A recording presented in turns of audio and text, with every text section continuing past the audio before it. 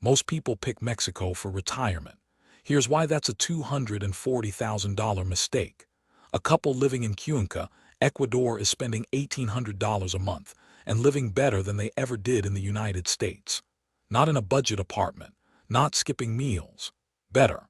By the end of this video, you'll know exactly how to retire in Cuenca on a fraction of what retirement costs in Mexico or the U.S. The exact visa requirements, a real cost of living breakdown, the healthcare situation most people get wrong, and the one honest downside that retirement blogs never tell you about.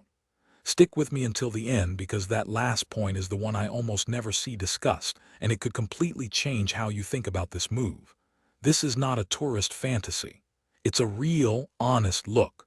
Let's get into it. Let's start with the single most practical question. How much money do you actually need? Here is what makes Cuenca different from almost every other retirement destination on the planet. Ecuador uses the US dollar as its official currency.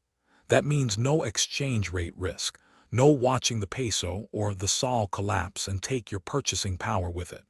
The dollar you have today is the dollar you spend tomorrow. For American retirees, that is an enormous psychological and financial relief that most people underestimate until they've watched a currency devaluation wipe out someone else's retirement in a different country. Now let's talk real numbers. A couple renting a modern two-bedroom apartment in a good Cuenca neighborhood is paying somewhere between $600 and $900 a month. Groceries for two run about $200 to $250. Dining out, and Cuenca has hundreds of restaurants, is genuinely cheap. A sit-down lunch at a local restaurant, a full meal with juice, runs about $3. Nice restaurants where you'd spend a special evening cost $15 to $25 per person. Add utilities,